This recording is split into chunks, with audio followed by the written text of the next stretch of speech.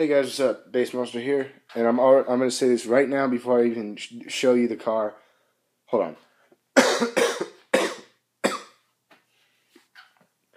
Well, two things. One, the car is not stock at all anymore. Three things, my bad. Yeah, the first one is the car is not stock anymore. I've done modifications to it because I've been wanting to get it to be able to go into races and be able to bash at the same time. Two, the video I had originally uploaded as a review, I took down because I was told it was too long and then completely forgot about it. And then I found out later that the video I was going to put up after that, the file was corrupted, so that didn't work. But anyway, and three, I am trying to fight a cold, so I'll be coughing or snorting or whatever I need to do afterwards. But alright, here's a car, and I'm going to start with a review right now. I'm going to start with the tires. Tires, they're good, nice. They work good on wet dirt, grass, and street. Other than that, don't really try driving. Loose dirt, they don't work too well. And sand, well, they really don't work too well. Especially when you have the HPI engine. That's not the HPI engine, that's a different engine.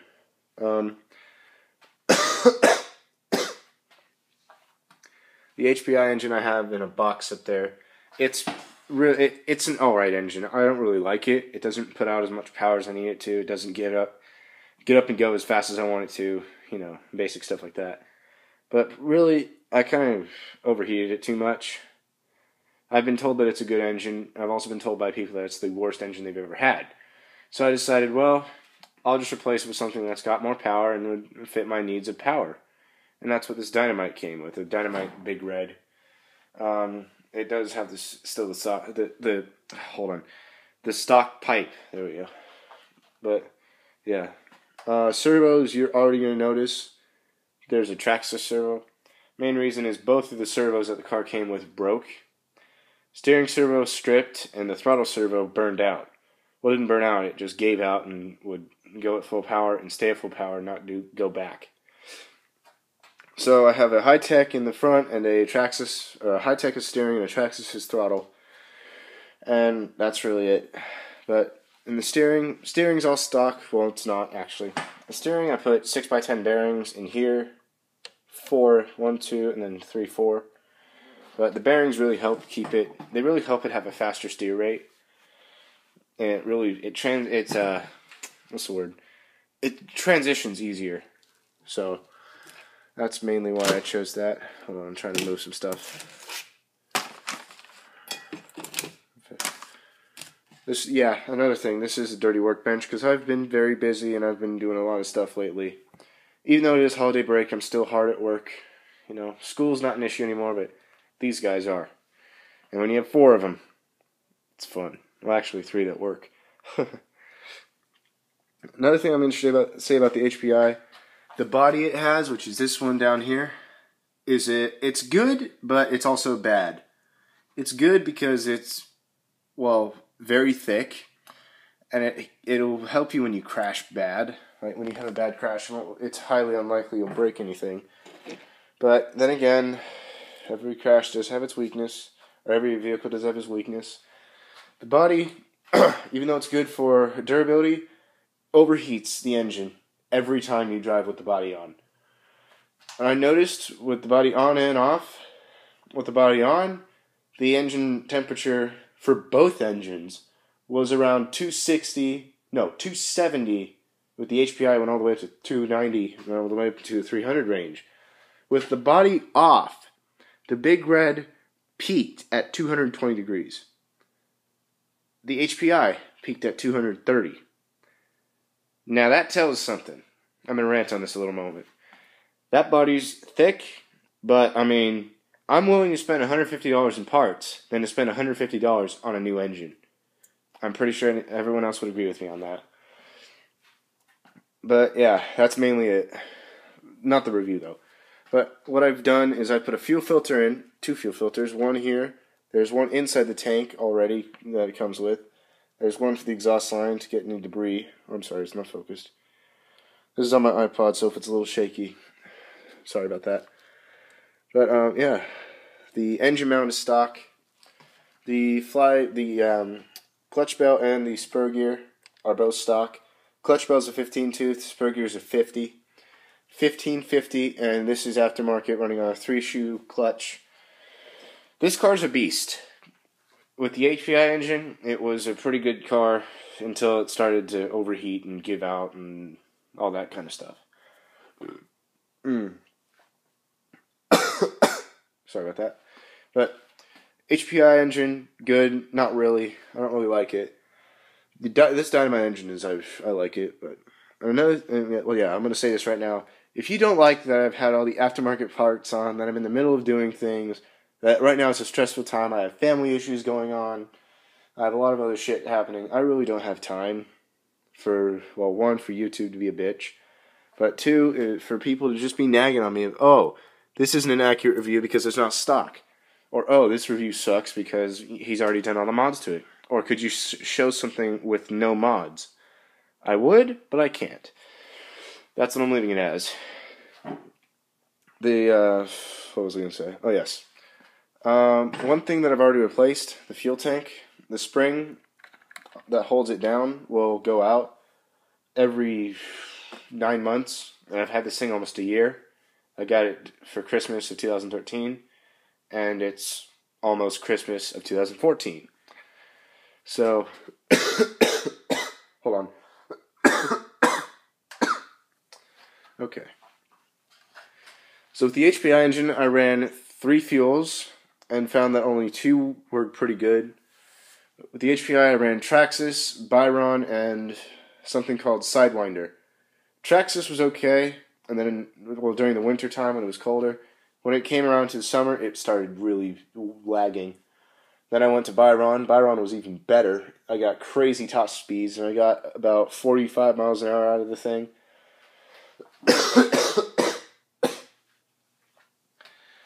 And then the Sidewinder, I hit 46, or not 46, 48, which the Sidewinder made the HPI scream.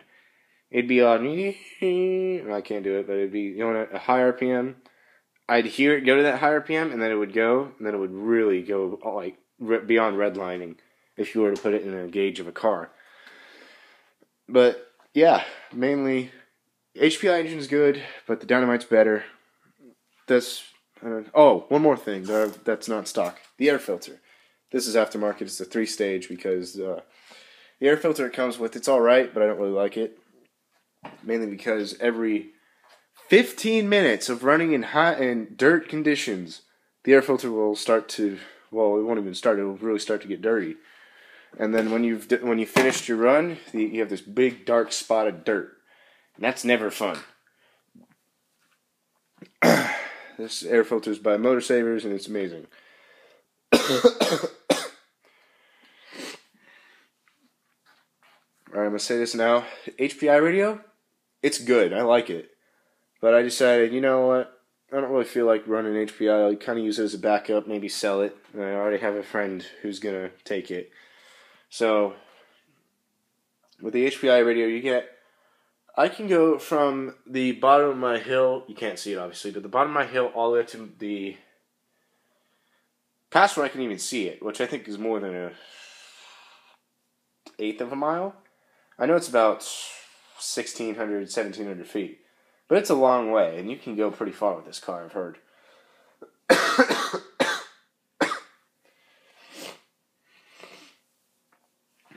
Alright. Another thing I want to point out, the steering, it gets very loose. Very loose. Very loose. As far as I'm concerned, I have found no way to fix it. So I'm just going to have to deal with it and hope for the best. And yeah. Sway bars work. The car is pretty good.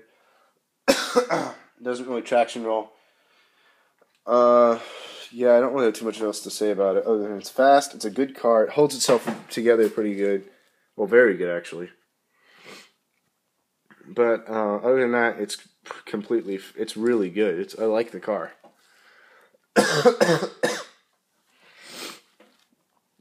With the Dynamite engine, I've not had really any problems. Hold on.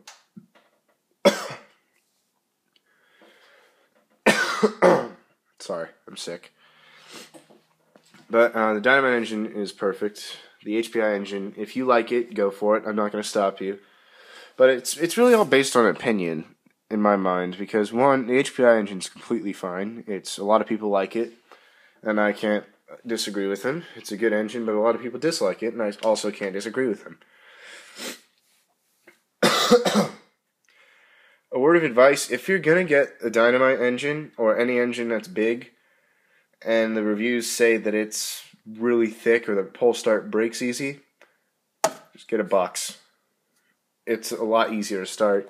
Just push it down a little bit, give it a hold. It all depends on what you're running it on, but just push it down, and it'll shoot right up, and you'll be driving in no time.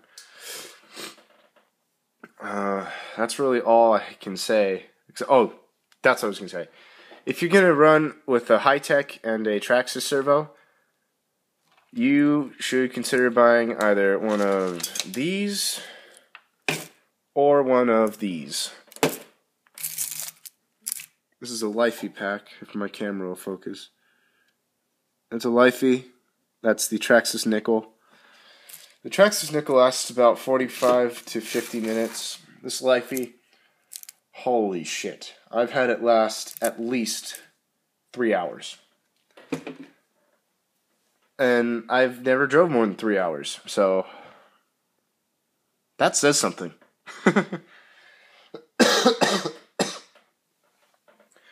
But yeah, oh shit, I broke my wing. Damn it. Wing's all bent up and screwed. Unless that's, no, it's all bent. Damn. Oh well. Anyway, if you do have any, hold on. If you do have any questions about this car, be sure to leave a comment. I always answer within like 2 days. I get an email notification, then I'll be all, okay. I'm going to answer this, or I'm going to do that. Whatever questions you have, go ahead and shoot me a link or a question over the YouTubes, and I'll be sure to answer it. Another thing I want to add, the diffs that I put... Oh, I messed up on. Excuse me. The diffs that I have, front is completely stock. Well, all the diffs are stock, but the front is... it's pretty much whatever they had in stock, which I think was just some grease. The rear is the same. The center has 20,000 K oil. Or 20,000 oil. 20K, whatever you want to call it.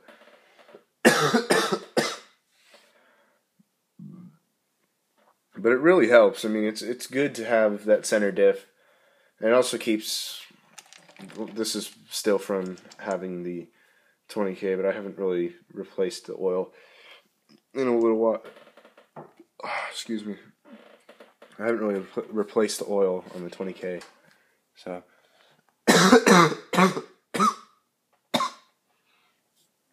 Alright. Yeah. The only thing, and I put a Spectrum radio in it. The only thing I don't like about the radio I have, yes, it has AVC, but it does not have a failsafe. That concerns me. Because now... Sorry. I just gotta pray that this thing doesn't go flying away and be all, I'm gonna run! No! I have it scream away from me at a million miles an hour, however fast it goes in this engine. I'd say somewhere around 50. But just in general, it's an amazing car. It doesn't break a lot, and when it does break, it's normally nothing bad. It's mostly just like, oh, I broke this, it's an easy fix, or oh, I broke that. Or I actually broke one of those wheel nuts. But when it breaks, it doesn't break bad, unless if it's a really hard hit. Which happens, you can't really see it anymore, but there's a little scratchage, whatever you want to call it. It's a bit of a scratch down there, but that was from when I was at the track. I hit a jump at full speed. The car went sideways, and all of the weight hit right here. Broke the, you can't see it. So you can, maybe, let me see if I can get a better view. But there's a little plastic piece back there that broke. and that broke. It went into the diff case and broke the screw at the end of it. There's 2 screws. It broke with the one on the left off and bent the one on the right.